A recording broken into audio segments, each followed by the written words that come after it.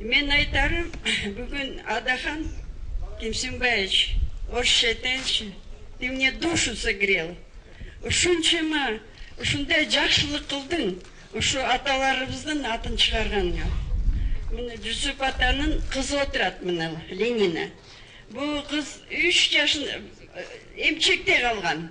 Атасын білбейді. Көргенде емес, білгенде емес. Ошындай, міне азыр уже 74-ке келді. Азыр шығып сөйледі қой, Ленина Юсуповна.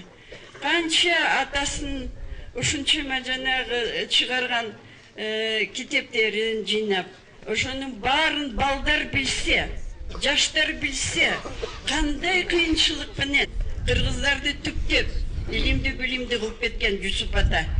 Жүсіп атаның көрбегені жоқ. Біздің, мен де 4 жашымда қалдым атамнан.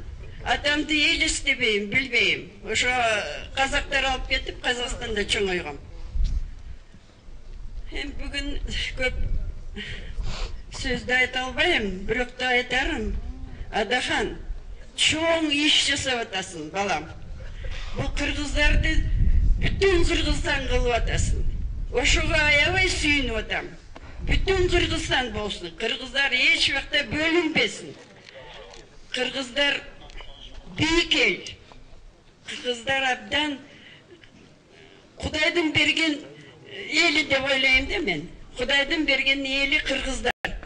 Ошон үшін мен айтарым, қымбатты туғандар, ошындай азыр мына партия жинал, барыбызды жинап, барыбызды бүтін Қырғызстан қылып, барыбызды бірімізге көрсетіп атат.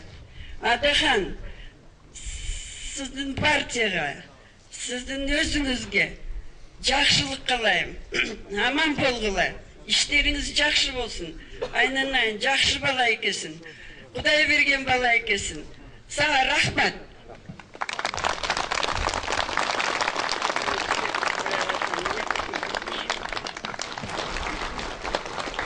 Мамлекет алсырап, элдин ынтымагы ыдырап, адамдардын жан дүйнөсү жабырланып, келечекке карата ишеними жабыркап турган учурда өтмүштүн өрнөктүү учурлары